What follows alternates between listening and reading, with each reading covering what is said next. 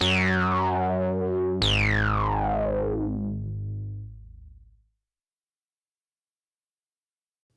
episode of Gag Me With a Knife is brought to you by Podcorn.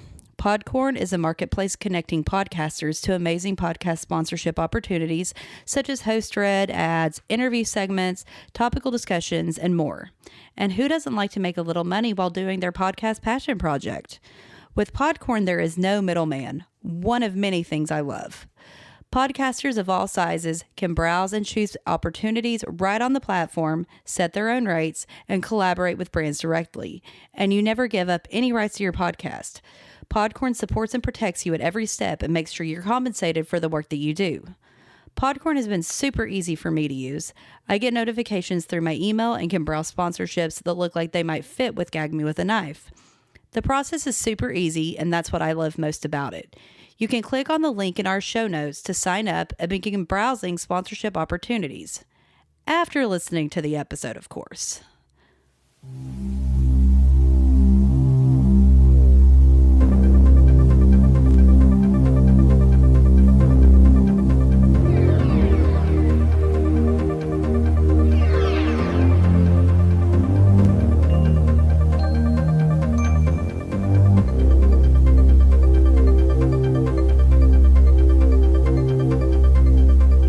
Want to go to a wet t-shirt contest?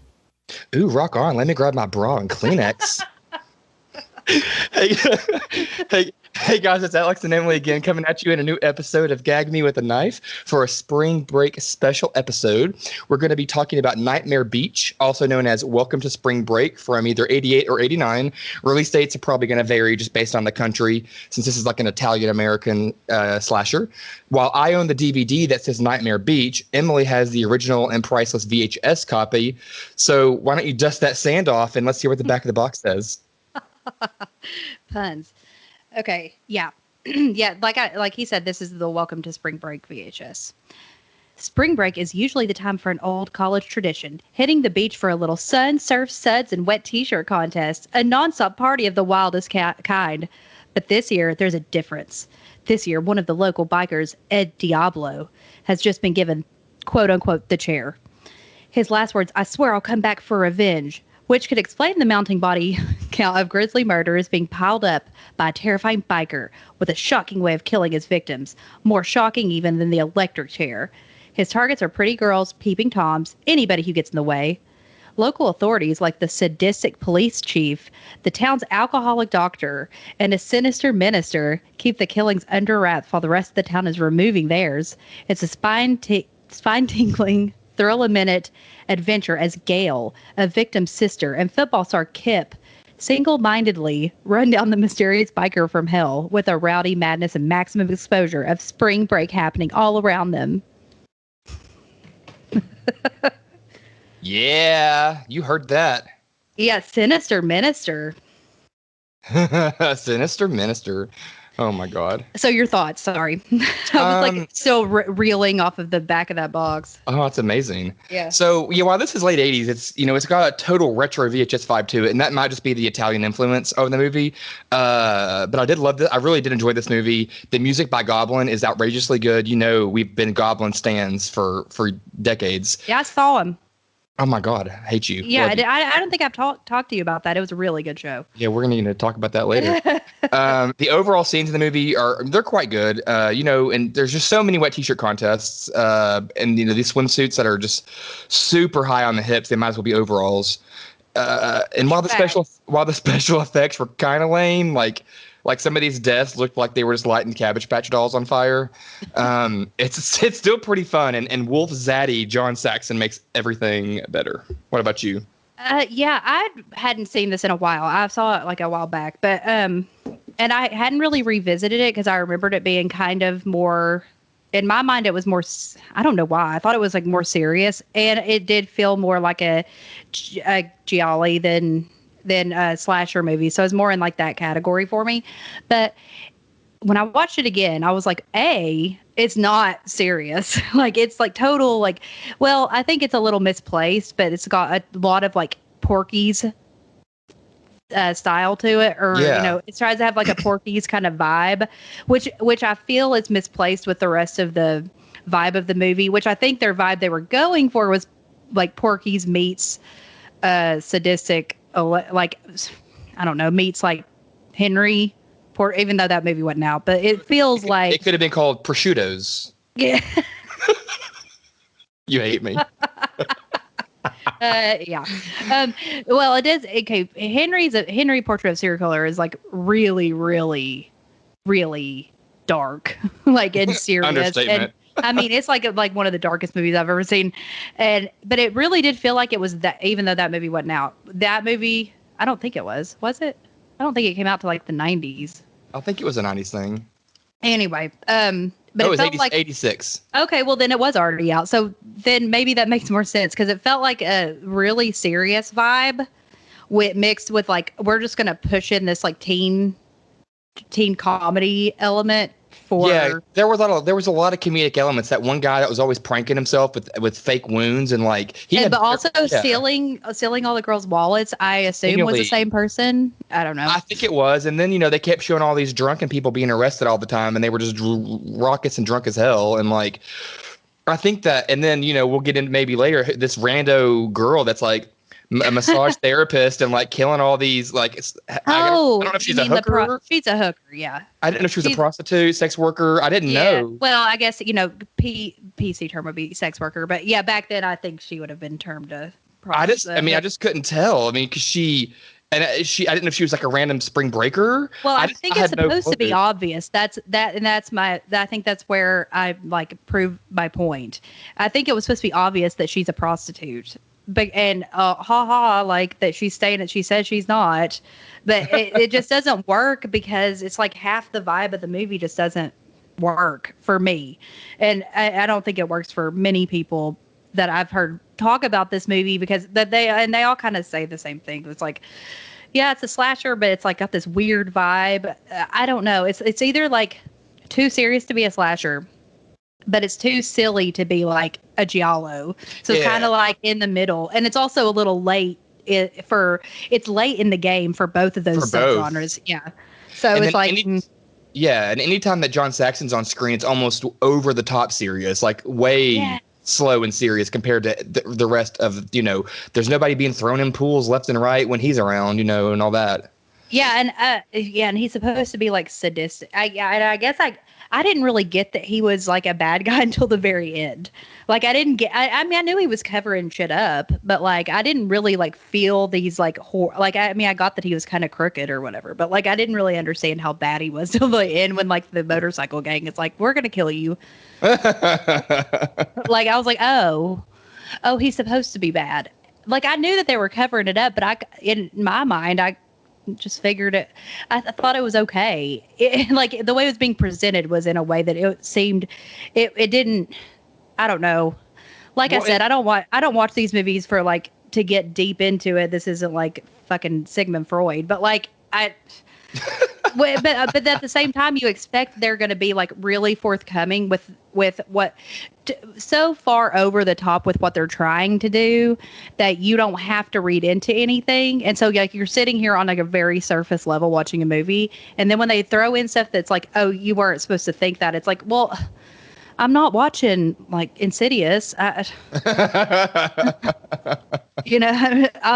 thought I was watching a movie called Welcome to Spring Break. Like exactly. this like I thought this was supposed to be like Screwball or Meatballs meets like whatever. I guess it's Henry, but which it's what it feels like. But I don't want to watch Henry every day. Well, in the very beginning too, it started out like I was like, this is going to be a dark movie because we're watching this guy basically being executed, and it's a very fast execution, electrocution. It takes like 2 minutes or something. But then right after it's over, and they take his, they confirm his death, and they leave him in the room with the cloth over his face still. Then it just pauses, and it's like, shake my body, oh, whoa, whoa, you know what I mean? Like, and it's like.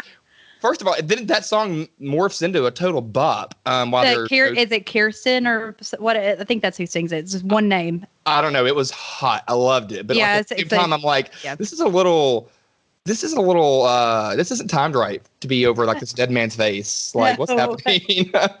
No. Yeah. It's a bizarre movie. The whole movie is really bizarre. I remember just like, it's the first time in a long time I was talking to our producer and editor, and I was like actually talking to him about a movie. I usually am like, has he seen most of them anyway? But I was like, oh my God, in this movie, this scene, like I was like shocked. I was like, can you believe this? And usually, I mean, I'm watching 80 slasher movies, so of course I believe anything that happens in them. Like, I mean, it's like par for the course, some ridiculousness. But this was like a different kind of ridiculous. That was just like, well, am I watching this? Yeah, and then like what's his name? Is Ronnie the friend's name? That kind of yeah, the one that so. It's talking Skip's about friend. Yeah, Skip's friend. I talk about the ridiculousness. I do really miss the days where mesh football jersey tanks were acceptable sexy clothing and not costumes for gay porn. Like, I mean, were they ever sexy? Maybe. It was kind of getting me, a little spicy up in here. But I was like, am I watching porn, or is this an 80s, almost 90s man really trying to pick up girls? He brought 226 literal condoms with him. So, oh my God, he's thinking he's pretty fly. So, I mean, oh my God, I mean, yes, because he throws them all at the friend, and then later on he has like a million on him, and I'm like, why are you carrying around? Like, do you think that you're gonna go that many times? I mean, what are the chances? Yeah, what are the maybe chances? like 3.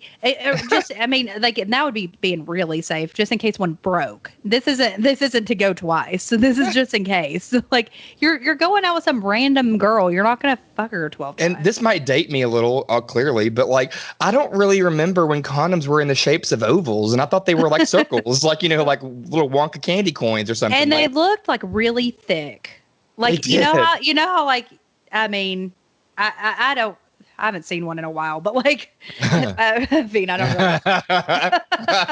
Okay, that sounded really bad.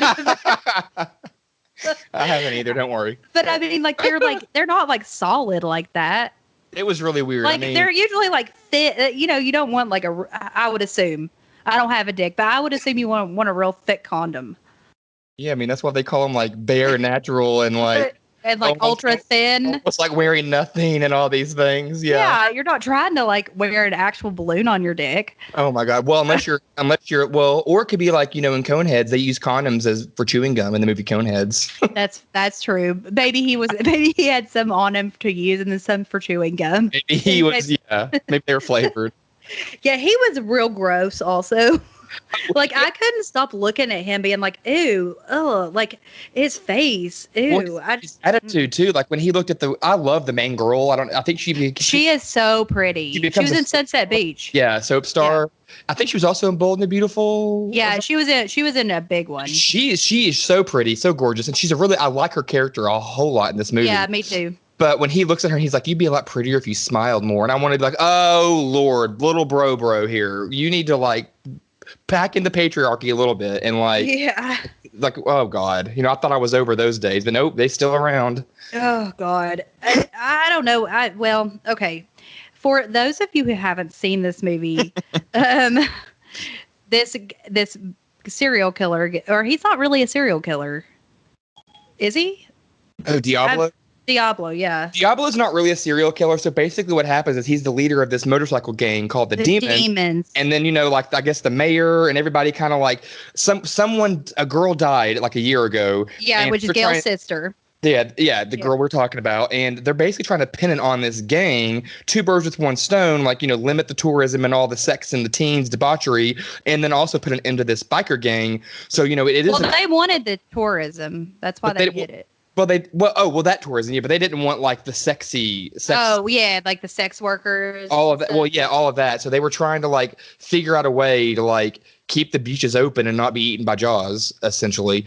So they framed this Diablo guy, and so he probably didn't kill anybody because he didn't kill her. Yeah, he didn't. And I don't think he killed anybody. I don't think he did either. He gets electrocuted for it. It's like, I'm going to come. Gail's in there. This is the pretty girl we were talking about. Oh, the pretty girl. But he's like, I'm going to come back. And then cut to spring break. And there's a guy on a motorcycle that's like what is the word? Electrocuting people on the back of the bike. And it's so cool. Like, first of all, though, it's like this. Oh, it is cool. It is a cool way to kill people. I mean, this could have been just a Florida thing, or it could have been an 80s spring break thing. I don't know. But it could have been also an Italian assumption. I don't know. I would never in a bazillion, gajillion, trillion years get on the back of a motorcycle hitchhike with somebody that looks like they are straight up out of like Power Rangers. Yeah, I mean, no, huge. Exactly. I mean, it is Daytona. Exactly. So I don't know if that's a thing because, motorcycles are there a lot. It could have been Bike Week. I don't know. But then they go from 0 to 90 miles an hour in like 3 seconds. And I'm telling you, too, that music is straight up fire. Like, I love the music. Yeah, the music was really good. But yeah, he's got this cool contraption where like she's on the holding onto the handlebars in the back by her waist. Well, she's in a seat in the back because he like opens a little door. So she has her own, like it's a bigger bike. It's a bigger motorcycle. She has a seat, but she has these little handles kind of at her waist that she can kind of hold on to. And while she's holding on to those, he pushes a button, which I don't know if the technology involved in all of this really, basically. Like, I don't think it exists. These literally are like mech monsters from Power Rangers or something. Like, I don't understand. But then she gets electrocuted in like 3 seconds. He just dumps her off. Like, hey. Yeah, and it like, okay, her death, I was like, well, they didn't, I thought they cut that one a little bit, which I think they did, at least in my copy of it. And you see the after effects, and she's like, well, in the scene, she kind of looks like she just got a light put in her face or something. And then she's all like charred and stuff afterwards. But they do have some later ones. They show more of the death, I guess. Like, for what if people want to have a vision of this without having to see it, it's basically like, imagine, and it might be Home Alone 2 when Daniel Stern gets electrocuted and he like flashes back and forth. That's the first one, I think. But between a skeleton and not whichever one, like that face and those. That's basically the special effects for getting in this. Yeah, there's some other movie I've watched where. It's recent. I feel like it's like Hide and Go Shriek or something, where they put someone's head gets blown up and they put this like, it looks like a light put in someone's head, but like a little like night light, and that's how they show it. It may be a Friday the 13th actually. Anyway, but this motorcycle guy. So you don't know who it is. So typical giallo is who could it be? Because we have all these really obvious people. I was for sure thinking it was going to be John Saxon. I thought he was too obvious. I was like, because I cut if it was a slasher movie, if it was like an American 80s slasher movie, it would have been John Saxon. But if you like start watching it as a giallo, then it's not. He's the most obvious one to be. And so that kind of messed with me a little bit because I hadn't seen it in a long time. And so I didn't remember that much about it. Also, I was getting confused with this other movie that I still have yet to realize what it is. But I know that like I can see the scenes, but there's like a weird, like they see too much kind of vibe that happens in the other movie that I'm thinking of that I can't think of what it is. Gotcha.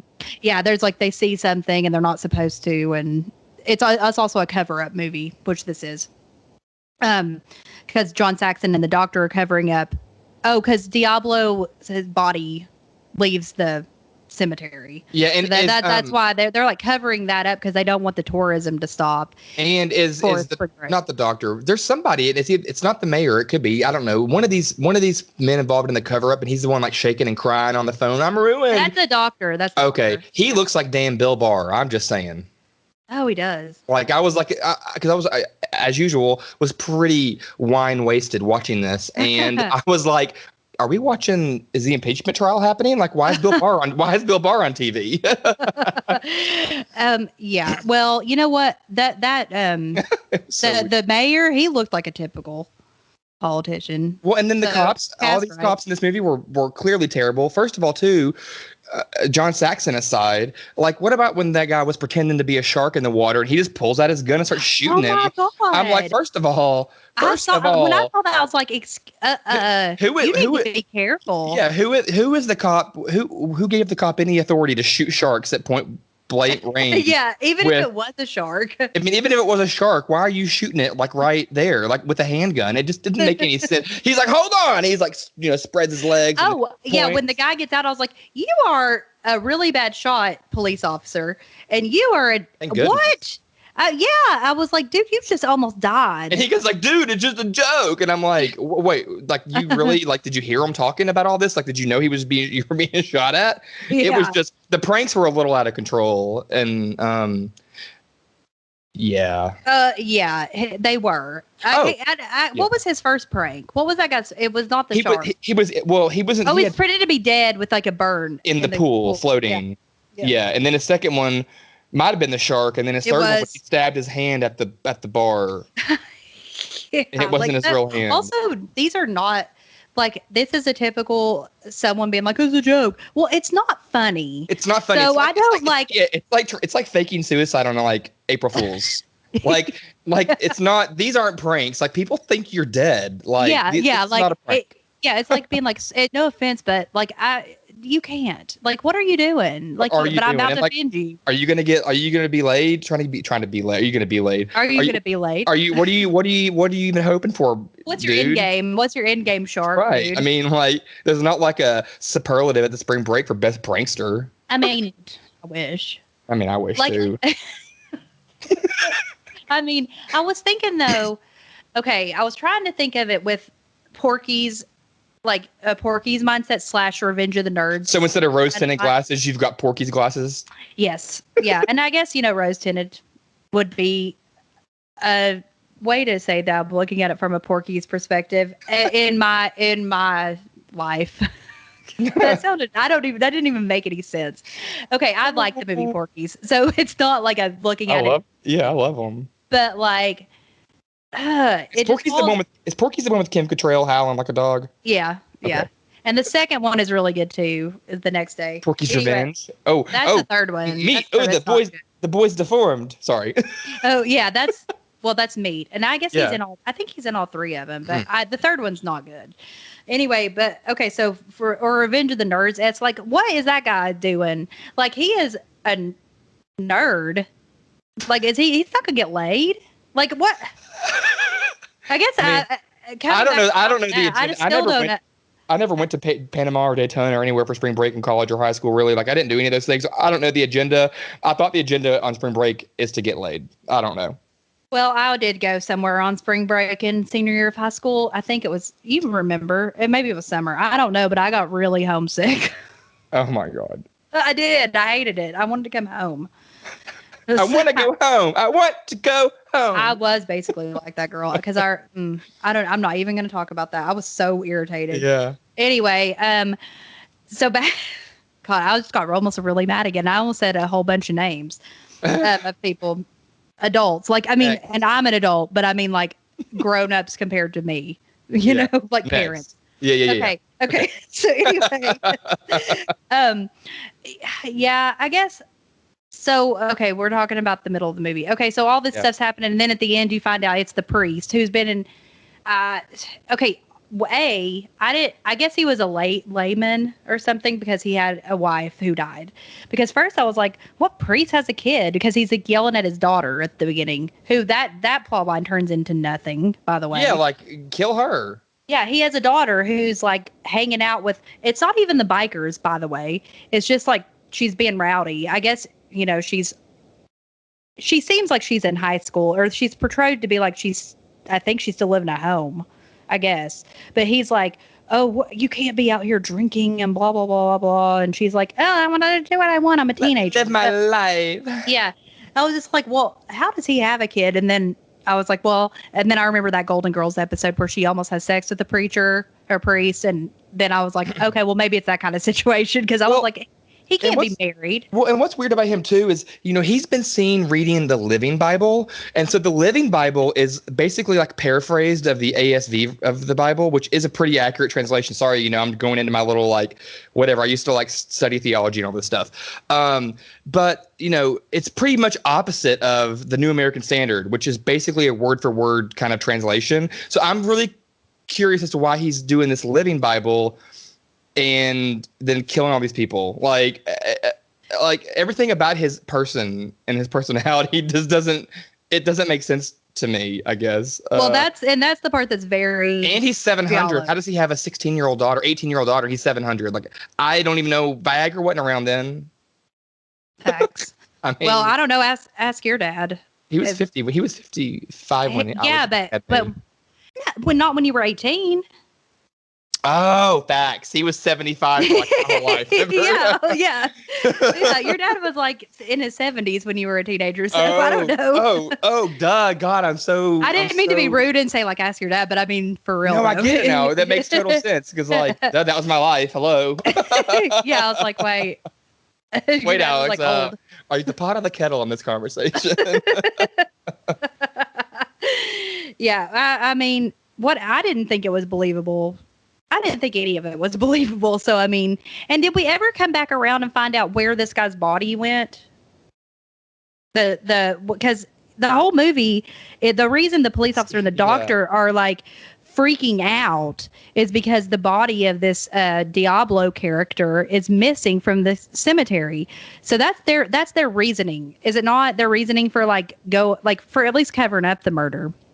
Because they're not killing anybody. So yeah, I mean they're like acting strange about it, but their reasoning is that this guy's body was not in the cemetery, and they're freaked out thinking that because the mayor's all since when like the doctor and the doctor of the town, which is Daytona, so it's like more than one doctor, but like I guess it's the town, right? I mean, Daytona, I guess he's the medical examiner. It's what I'm assuming. There is too much syphilis running rampant in Daytona. He gonna be busy. They need more than one doctor of the town. Exactly. Yeah, and so they got him as best friends with the sadistic police chief, who is also, the mayor gives a shit so much. I don't know, but yeah, I mean clearly the body is. Did they ever know what happened to it? No. Was it the bike or they? Well, he thought it was the bikers at first. He's like, give the body back, but I don't think they had it. No, they didn't have it. It was clearly the sinister minister. Oh, right. I keep forgetting that he's like a real character. I mean, like he just comes in at the end. So it's just like, so where was this guy's body at? I don't know. Maybe he was doing bad things to it. Maybe. Yeah. So random too, so at this point we're already in the movie and Ronnie is missing because Ronnie tries to hit on Diablo's ex-girl, his old lady, his little woman. And they kind of set him up and they just beat him senseless because they beat him up, but they don't kill him. No, they don't. But then the biker comes and electrocutes him and lights his ass on fire. But while that's happening, Skip is, you for him. And, I guess one day he just decides to wake up. My friend's missing. Let me put on these wool socks and tennis shoes and let me go lay on the beach. And I'm going to pick the best spot on the beach. I'm going to pick the spot right beside this metal trash can that looks like it's straight out of Toxic Avengers. And I'm going to lay down next to it. And I'm going to avoid the wet t-shirt contest day part 2. Yeah.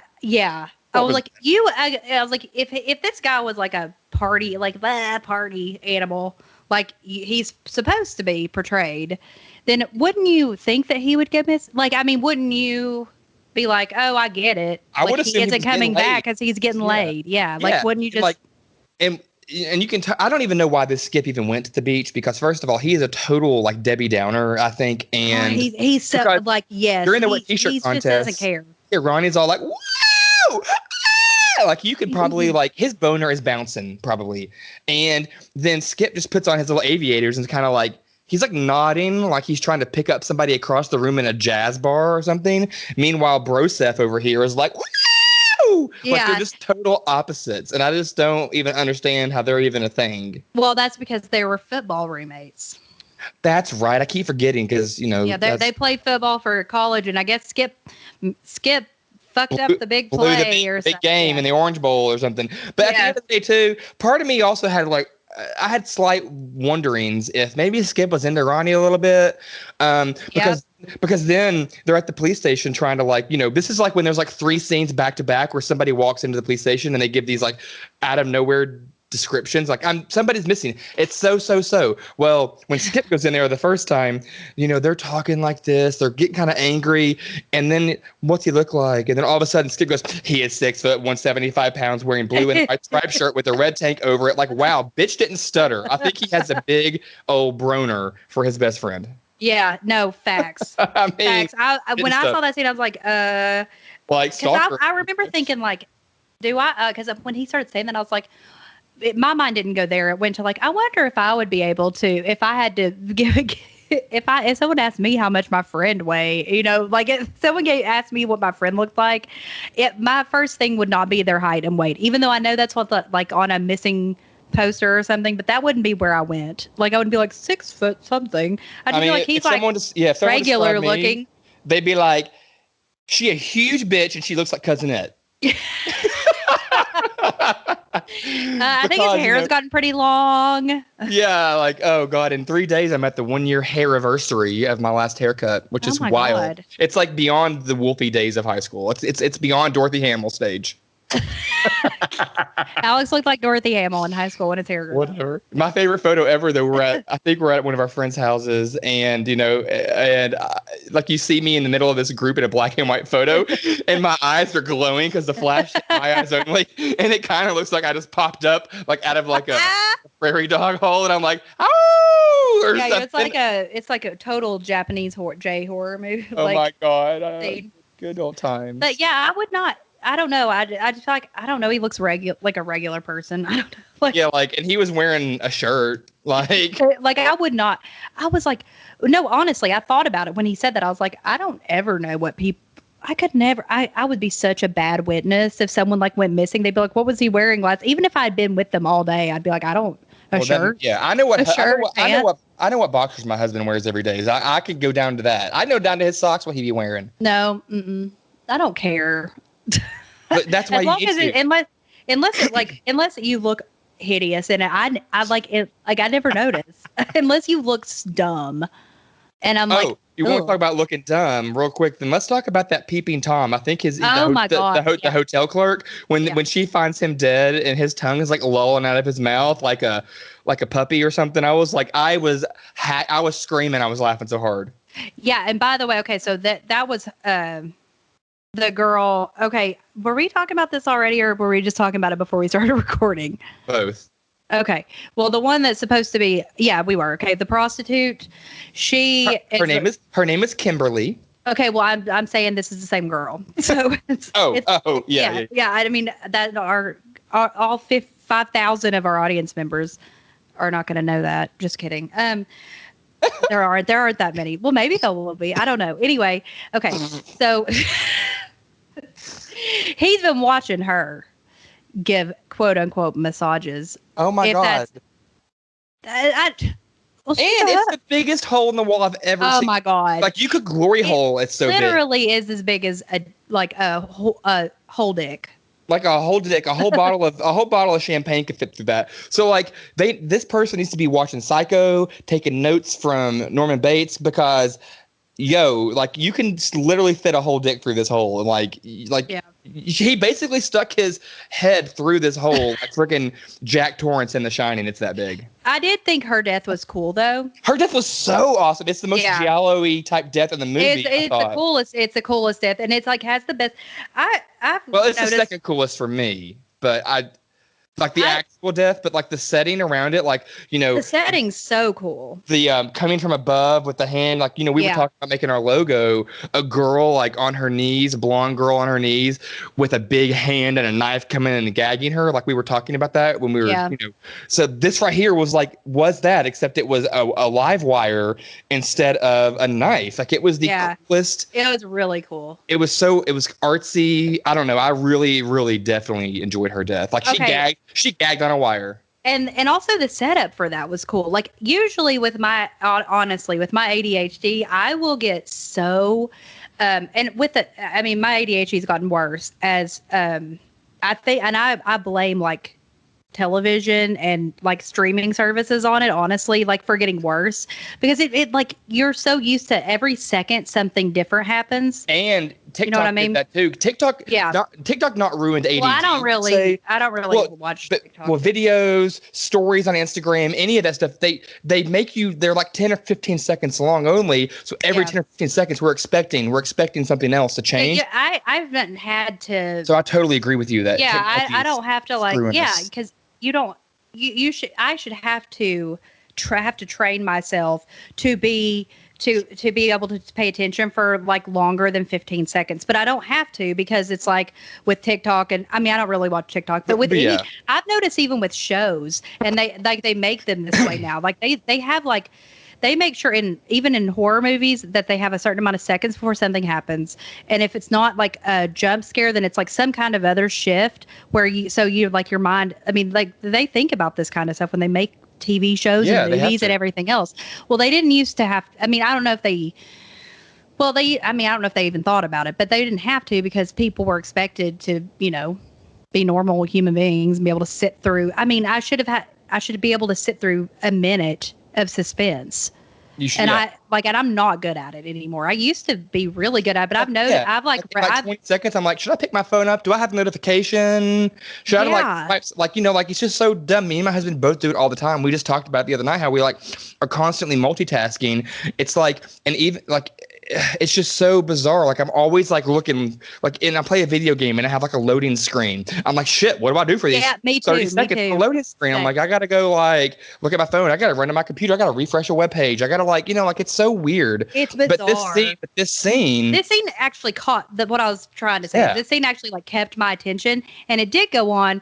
The suspense did build, and I usually honestly will fast forward through. So because usually I've seen the movie before, and I'm just like, okay, I know how these movies go. Any kind of horror movie, any kind of suspense, you have a little while where you can probably skip through it, a couple 30 seconds or so, where they're trying to build. Like certain albums have skip tracks, and certain movies have skip chapters. It's just okay, I can skip through this girl walking through 3 of the rooms because I know she's not going to get killed in the first 30 seconds or whatever. But exactly. This one, you did have to sit through her being I think I see someone, or I think someone's watching me. I'm going to, go through the, different areas and look around. And then she finally opens up and it's, she finds the guy that was peeping in on her. But then the thing opens up from above and the guy's hand is going down towards her. And loved it. Kept my attention the whole time. Yeah, the whole time. And it could have been the fact that she's, I mean, it could be the fact that there was different stuff really happening the whole time. So yeah, and this has nothing to do with me being a gay man and growing up, but when I was a kid, I think kids just do this, boys and girls. I would wear a long sleeve shirt versus oh, I still do that. So you know what I mean? So it could have also been the fact that she's running down this hotel in a long ass sleeve shirt and high heel stilettos. That was pretty. She was getting it. She was getting away. She was smart. And I kind of thought she was going to live just by her personality at the beginning, because she's kind of she ends up being a side character, but she is introduced in the beginning of the movie. So you think she's going to be a main character, but she's not. Yeah, I really did like her character. I loved her death. I mean, that's awful but I get it.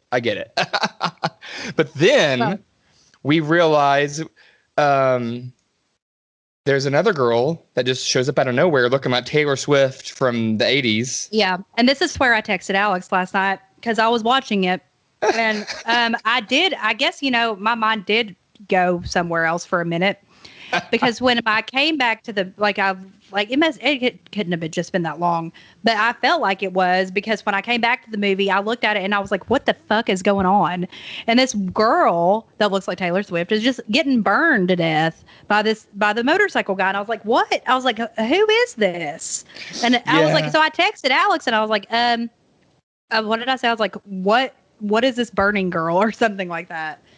And he was just like, what? Because he hadn't watched it yet. And I was like, oh, well, when you watch it, tell me if that was just random or if this is a character in the movie. And because I was like, I don't know. You randomly, here's the conversation. You randomly text me, who is this blonde girl burned to death? I hadn't talked to you all day. And then my response is just, what?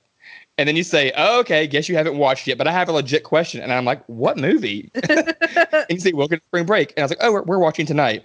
And you say, oh, well, just get ready to answer that question because, I've seen this before, but it's been years. And I think I'm getting it confused with another movie. I can't remember. Plus, Plot Hole City. And then I just respond, LOL, but Wolf Zaddy John Saxon purr. And you said, I made 4 notes, and one of them legit is clap John Saxon clap. Thanks. I did do that. I was like, clap and slow clap for it. But I think this is the Italian influence on it. Just basically for a kill scene, it's showing that he's random. He's killing people that aren't the main characters. But no, she's sitting there in front of an incinerator or in a boiler, looking like Taylor Swift about to sing a song, and she just gets melted. It's so insane. Aside from her I mean, face looking like a Cabbage Patch doll on fire. It really does. Like it melts her face. It's And so, also, did you watch? Okay, well, you watched the movie. Do you remember the scene where Skip is taking Gail home? What movie? Welcome to Spring Break. Oh, hey. Well, it could be anything, honestly. But, he's like taking her home, and she's like, "Oh, the bar's gonna be crazy tomorrow." And he's like, "Do you have to work tomorrow?" I was like, bitch, would you listen to her? Like, that scene was there was something else that happened in that scene too that I was just like, oh my god, like continuity, but it wasn't something you could actually call out. But it was like that. She's like, she's talking about the bar. Like, no, I don't have to work tomorrow. I'm just talking about it. Because I guess it was because he was like, it's about to rain. She's like, the bar is going to be crazy. And I was like, why? Oh, yeah. I guess because everyone's going to go to the bar. Everyone's going to go inside. Oh my God. Speaking of the bar, there was a scene earlier in the movie that I straight up was scream lulling. So they walk out of this bar and and it might be right before we meet Kimberly in her first, because she comedically is enticing as a sex worker, as a side thing, throughout the movie. Well, I mean, they even ask her, the guy that ends up peeping in on her is basically calls her out or, yeah. So it's just weird. But she's I am not, but she's pretending she's trying to be a doctor or something. Yeah. But right before that first scene, this is why I kind of forgot I got lost of her introduction the first time I saw it, because I did watch it last night and I watched it again today. Why? Bye. That's my life. But because I have blackout moments when I watch these and I'm wine drunk, it's fine. But before we introduced to her, we see these guys all of a sudden. They're on these little bikes, and I guess they're trick bikes. I don't really know. They look like full-size bikes, and they just stand up on them, and they kind of start bouncing on them like pogo sticks. And I'm like, what are they doing? Well, they're having a good time at spring break. They are. They're bouncing on these bikes and they're hopping up and down. But it's not like they're bare. It's like they're vibrating on the bike. They're barely even moving. It's just anyway. Sorry. I digress about these. Well, I guess into the movie. Okay, this is another thing I was going to ask you. I was like, I'll just wait and ask him. Okay. They're near the end, right before. Okay, so spoiler alert: Gail has a showdown. Basically, it's basically Gail. Oh, Gail. Oh, duh, Gail. I love her. The main girl. Yeah, with the sinister minister at the end. But right before that, Skip. It looked okay. Was he supposed to? Okay, I know he was supposed to be alive, but were they supposed to think they killed him, or was it just some random guy? Was that the other guy that was pulling pranks that was dead right before then? Or were they supposed to think that was Skip? Or is that in my head?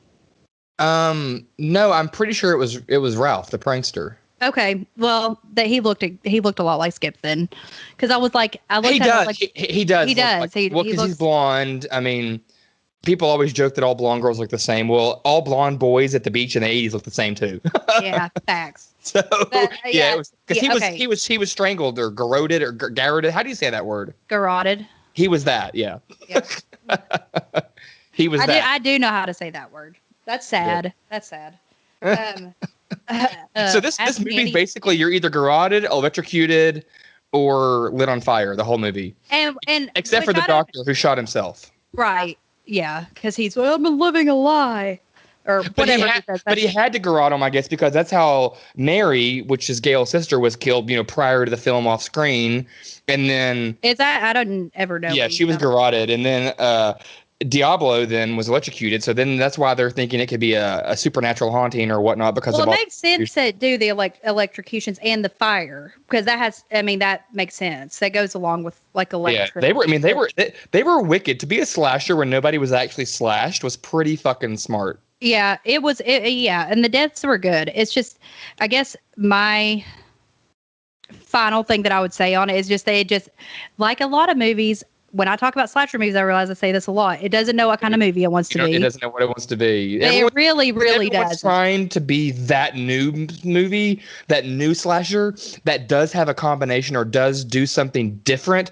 But when it doesn't work, it doesn't work. And so then it just comes across as a movie that it's trying to be something that we don't know, because whatever they had envisioned didn't happen. Yeah, and I don't really know if that's at the fault of the people making it, because I really think that this was a true Italian and American effort. And I just don't know if they were trying, if they were like, hey, Italian, even though I know like, Umberto Lenzi did not actually direct the movie. He was there the whole time. So I would call him a co-director. I mean, I know he says I didn't do it because I like got in an argument right beforehand with the producer, because apparently he thought it was too much like Seven Bloodstained Orchids, I think is the movie, which is a giallo movie, and he didn't want to make it. But then he was like, well, I'm not directing it then. But he was there the whole time. Oh, so James Justice was the main director, and Umberto Lenzi was just kind of like there. Yeah, but he was there the whole time. I didn't realize, but Umberto Lenzi was the writer. He still wrote it. He just didn't. So it could have been a director's fault. And at the end of the day, too, imagine this movie was brand new slasher in 2021. There's just different ways, and like, we aren't in the 80s, so like maybe it would have worked more watching it originally in the 80s or early 90s. I don't think anyone really knew what to do with it when it came out. Well, in 88's a pretty big year for horror slashers, I think, right? Well, am I thinking 81 or 80? You think 81. So 88 then, sorry, 88, 89, 90. 80, slashers are on their way out. Giallos have been out. They're on their way out. Like we're kind of like this 88 to like 92 time frame for any horror movie really is just kind of like recycled tropes and craziness. So, and see, personally, most people do not like later slashers. I've said this before. I'll say it again. I prefer, actually, there are people that like the really early ones, which is like 81 is the prime year. And that's like, they're very serious. And a lot of them have that POV, feel. Yep. And the really like slow, haunting, daunting, kind of creepy music. Yeah. But they're too dark for me, like visually. Too. So like, and they lack. I mean, they're not fun. They lack the camaraderie and the fraternity, sorority. I don't mean that in like an actual Greek institution. No, yeah, I know. They lack that camaraderie and that like those scenes between kills a little bit. I mean, like I 100% agree with that. And then you got like mid 80s, which I think probably is your favorite time, because I think it was a good mix of like silly, like it's really what people would disagree with me because they would say 81 is when slashers really hit their stride, and that is true. That's when a lot of them came out, and that's when probably like the more slashers are not critically acclaimed, but if you're looking at ones that are looked at more favorably, then you're going to go early. Yeah, because I mean the later ones are famous now, but because look at Sleepaway Camp 2 and 3, 88, 89, and then some of these later Friday the 13th in the late 80s, and even though none of them are like as critically acclaimed, I think Halloween, Friday the 13th, Nightmare on Elm Street 1, I think all those are pretty critically acclaimed slashers. Probably, I mean, I consider. Well, they're still looked down on, but like for the Sleepaway Camp 2 and 3, late 80s, total bomb movies, total greatness. Yeah, they look. They're like. Well, they were like, what do we have to?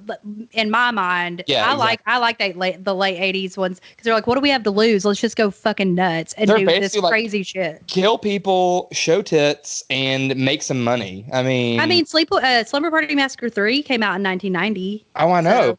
I know. So yeah, it's basically it's even if the movies are terrible, I bet all those movies made money. I mean, a lot of, you also had the whole, in 81, you didn't I mean, I think that I don't think that was till 82.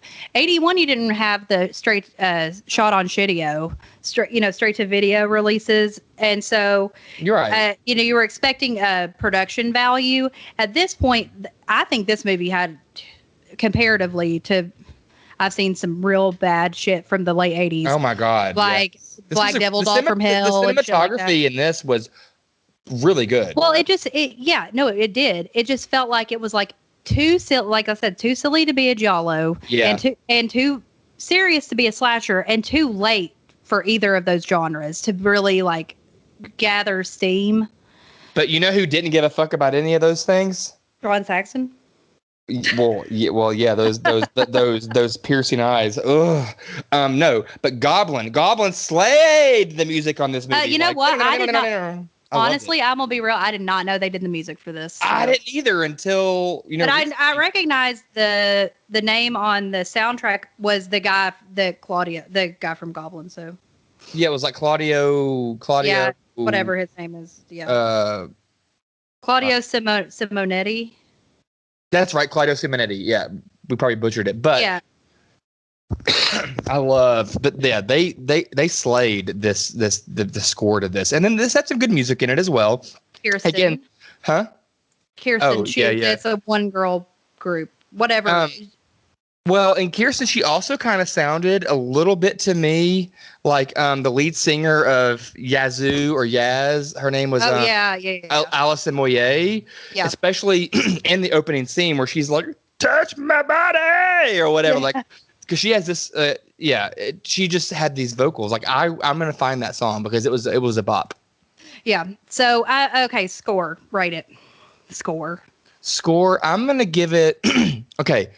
Sorry, I'm coughing a lot. I apologize. I think if I have to rate this for an app, I'm going to give two different ratings here. I'm going to give it a 3 on an app. If I have to rate it in my mind, like, and I can do whatever I want, 2.86 repeat. I didn't know we were on pi scale. Oh, sorry. 2.75 then. If I have to conform to normality here, 2.75. It's your mind, so you can do it. Or if I would rate it a 3 on an app. I mean, this movie's gotten some pretty good responses, and I think that I'm pretty on par with that. You know, IMDb gave it a 5.4, and I think Letterboxd has almost given it like a 2.9 or a 3.4 or something. Like, I mean, it's getting some pretty good. I think 2.9. Yeah, I give it a 2. It's just, it doesn't have it for me. It doesn't. It's not the silliness to it really, which I like in a slasher movie, really, really fails in it. Well, the silliness in this one, you can't really. It's silly because you don't really connect with anybody. Literally, the only one I actually did connect with was Ronnie, but he was, I'm not ready, gone too soon, and I really couldn't really deal with that. And also, rewatchability, I would probably give this a 1.5 out of 2. Well, and see, that goes way. That's a huge. See, if I was critically not critically acclaimed, we are critics. We're Siskel and Ebert. Fuck off. Okay, well, if I was critically rating it not based on how much I enjoyed it, I base my score off would I watch it again too? Yeah. That's why it gets a 2 for me because I'm like, I mean, it wasn't. If I was just critically looking at it, then I would say probably a 3, but it has very low rewatchability for me. I watched it once before. There was a reason I kept on being like, there were a few times I was like, I should watch this again. And then I was like, oh, I remembered a few things about it. And I was like, yeah, never mind. I mean, honestly, my favorite thing about the movie that makes it more rewatchable than anything, because the killer is boring in terms of he's literally looking like an ex-gay. Yeah, you can't he's not sexy or scary. He could be a woman, or you don't even know if he what it is. It's like a nail gun mask or something. My favorite thing about this movie is probably the crowd scenes, and that could just be because of COVID. I'm yearning for a party. Yeah. But I like the partying on the beach. I like the wet t-shirt contest. I like the scenes in the bar. But my favorite thing is probably the music in this movie. It's really cool. The music is really good, especially when Gail's on her little Vespa. It's not, you can't call that a motorcycle. I don't know what it is. No, and she's just bebopping, going back to her home, and then all of a sudden it's like, and then he's coming for her. It was just it's really, really, it's really good music. But I can just download the score or buy the record. I don't need to see the movie to hear the music. Exactly. One more thing is we usually do fun facts. There's really no there. I mean, we kind of talked about anything that was outside of. Let's just talk about John Saxon being sexy and his fun facts. Well, okay. I'm just joking. Their logo, the demons. Uh-huh. It's the same logo from Demons, the movie Demons. Oh, Lamberto Bava's. Yeah, Demons. It's the same. Did Goblin do the music for that?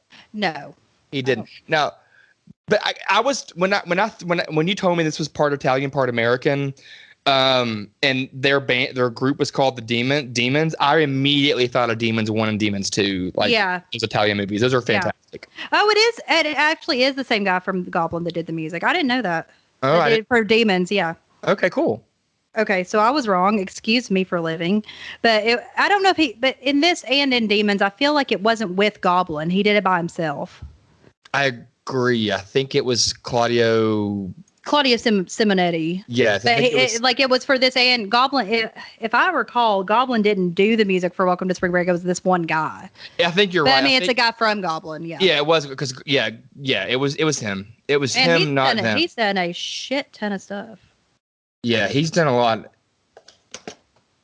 Yeah, I mean, I know Goblin has, but I didn't realize that he had done the music for Demons and this, but whatever. And while we're talking about Goblin, my favorite, I'll give you my top 3 favorite Goblin discography or whatever. And clearly Suspiria is number 1. Tenebrae. I like Tenebrae more, but...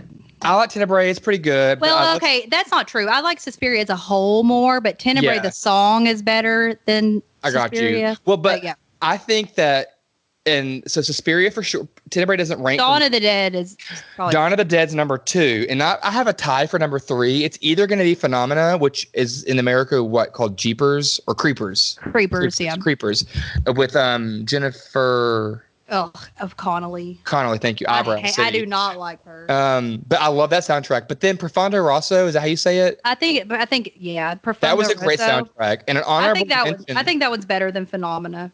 Oh, I love the Phenomena soundtrack. But I also have Deep Red's also good. I have a good. Did they do Deep Red? Yeah. Is that Profondo Rosso? No. Oh, that is. Yeah. Yeah, I think. Sorry, so. I get confused on the Italian names versus the translations. But then Zombie was a good soundtrack too. So anyway, but that's Dawn of the Dead. Oh, okay. There we go. Then that's what I'm talking about. Zombie. I was thinking Lucio Fulci's Zombie. In that, no, he didn't do. I actually saw both Goblin and the person that did. Fabio Frizzi did the music for Zombie. Oh, got you. But it's very. I mean, they're both like very synthy prog rock. Like Dawn of the Dead soundtrack or Zombie, whatever, is it's Chef's Kiss. That was my first introduction. Is because you had me watch that movie. I had never seen Dawn of the Dead till I met you in high school. So. Oh God, love it. And that's one of your favorites, isn't it? Yes, that's absolutely. We overlooked one kill real quick. Also, by the way, Zombie, like Lucio Fulci Zombie, is called Zombie 2. It's not really a sequel. Weird. Italians are known for they would take a movie and they would do like a movie like it. So in this case, Dawn of the Dead, so they wanted to do a zombie movie, but they called it, in Italy, Dawn of the Dead is called Zombie. So when Lucio Fulci did this movie, they had to call it Zombie 2. So no, it's not a sequel. And I think that Zombie 3 might be, I don't remember to Zombie 2. I can't. Yeah, I get what you're saying. But they have like 6 or 7 of them, and they did the same thing with Demons. That's why. That's why I was super confused. Yeah. Okay. And Demons 2 does have something with. It has nothing to do with Demons 1, but at least the demons look the same, you know. Yeah. The third one has like nothing to do, and then there's like 4, 5, 6. And I didn't know there were that many. Okay. Yeah, they're like 5 or 6 demons movies. All right, so we missed 2 deaths real quick that I want to talk about. So Trina, who is Diablo's little woman. Yeah. And she kind of looks like Gail with like a perm to me. She looks like bad. She looks like if you like made like a TV show when they make someone a bad boy, like a doppelganger. Yeah, she's like a bad girl version. She's like the vamp Willow version of Willow and Buffy. Yeah, she's a bad girl. So her death was pretty cool. Her headphones were really weird looking to me. They look like someone just like duct taped 2 walkie-talkies to her head. I agree because I was like, what the fuck is that? I was like, I mean, we grew up in the 80s. Like, I don't remember headphones looking like walkie-talkies. Well, we didn't really grow up in the 80s. Fuck off, I did. Bye. Okay, you lived for like 4 years in the 80s. 5. 5 years. Me too. We mostly early 90s is what we remember. But whatever. I have a photographic memory. I remember my 3 and 4 year old days. I mean, I remember some things from that, but like I wouldn't say most of my childhood was like the 80s. Well, mine was. I've gone back in time. Okay. I time travel and I lived there. Okay. That was like because Jeff was a teenager in the 80s. Okay. He graduated high school. I got you. Bye. So I didn't really know that. I was joking. He graduated high school like 85 or 86. He's so wait, I made that up. 88 maybe. I lied. Sorry, I can't do math. But so Trina though, God, so she sees this guy and I'm like, she's like, oh, Diablo baby, is that you? And I'm like, that could be any motherfucker. I know. In a mask, in a whatever. Like, who are you? It's almost like in Halloween when he walks in with the the iconic sheet with glasses. Yeah. Thing. It's like, is that you, baby? Well, that makes a little more sense because you just had sex. Well, and yeah, you were downstairs. But like, your boyfriend's supposed to be dead. You saw him electrocuted, I think. Maybe you didn't. Yeah. No, well, I can't remember if it was her or Gail. She was. Gail was there because she was there as a survivor. Okay. Witnessing her sister's murder, whatever. The biking gang, the demons, were outside of the facility, like in tribute. But yeah. So either way, he is no longer with us, and why would your first? Why would you assume that would be him? Diablo, I would be scared. She's like, I'm so sorry, I'm still your girl, and she like lifts her Daisy Dukes and shows this tattoo on her ass, but then she realizes it's not him. He's attacking her, and then he throws her on the bed, and she sits there for like 30 seconds. It's basically, it's the exact same amount of like tension that never happened when the blonde girl in Lumber Party Massacre 2 is being drilled into the wall. Yeah, when she's like sitting there screaming for like 10 minutes. Exactly. So Trina did this. She screamed while he's like slowly approaching her with a wire. I'm like, you can get away from the sinister minister girl. But it was pretty cool that he stuck it to her headphones and it like electrocuted her. Yeah, that was. And then we clearly didn't talk about Reverend Bates, the sinister minister. Do you remember what happens to him? No. I mean, it's at the end. I know. I'm gonna be real. I don't. I really stopped paying attention near the end. It's so ridiculous because usually, at this point, there and in this movie, there's no final girl or final boy. Gail and Skip survive. Yeah, because they go off to Ohio, right? They go off to Ohio, but they're at the beach and they're like, hey girl, and they're like making out. I'm like, you all were just like viciously attacked. People have been murdered. I'm like, party up, girl. It's Daytona. Yeah. But the Reverend Bates, he accidentally crashes into a power line and gets electrocuted. Okay, I do remember now. They do nothing. He accidentally kills himself. And they're like, hey, spring break. I mean, it's just like the dumbest. Yeah. Again, that goes to the goofiness. But anyway, sorry I didn't mean to digress. Oh no, I mean that's facts. I mean, they're fun facts, I guess. Yeah, well, why? Yeah. I mean, and why? Also, why? When I think of 80s movies now, especially whatever, this is not even about that at all. I think of Trina as you, because you were Trina Blonde. And Trina Blonde, yeah. Every time I see Trina in a movie, I'm like, Emily. Yeah, there was a Trina in the last movie. Maybe the movie, whatever. There was a Trina in something we just watched. An X-Ray, right? No, that was Susan. Never mind. There's a Trina in something else we just watched, and then there's clearly a Trina in Mother's Day, which is where spoiler alert, we may or may not be releasing on Mother's Day in this year. Who knows? So stay tuned. It's a trauma film, isn't it? Wait, not trauma. It's not trauma. It's not trauma. I would not like. Sorry, I would not like it if it was. We had trauma. this discussion about it. It's not trauma. It's like trauma. It's trauma. You can listen to the Mother's Day episode when it comes out and get this. It was produced by. It wasn't produced by Trauma. Sorry, the brother. Charlie Kaufman, Lloyd Kaufman's brother, Charlie Kaufman directed it, and then later, not now because it's not out on DVD anymore. I think they took it off. But Trauma put it out on DVD, gotcha. And so it says a Trauma. It's a release by Trauma, but they didn't. It does not feel like a Trauma film because I do not like Trauma films. So I don't either, and that's why I do like Toxic Avenger Avengers trauma, right? Well, yeah, but I like, yeah. I did make that analogy earlier to the trash can by Toxic Avenger. So like that's probably their like claim to fame. I probably think is Toxic Avenger, that entire like 20 billion movie franchise. Yeah, I'm like Terra Firma, Romeo and Juliet. Those are like the big ones. Oh, I love that one. I do like that one. But yeah, most of the time I'm like, ugh, y'all are boring by. It's like Yeah, it's too silly. This is something on sci-fi, but for like Skinemax for sci-fi is what you get with Trump. Yeah, it's just bizarre, like filming and stuff. Anyway, okay. So that's, well, welcome to spring break. Have a good spring break. Better than your Valentine's Day, which we just recorded and I was a huge bitch about. So stay gagged on Livewire. Stay gagged on 200 condoms. Stay gagged on a whole lot of fire. Stay gagged on wool socks. And stay gagged on a leather daddy. A whole leather daddy. All right. Leather daddy. Welcome to spring break. See ya. Deuces.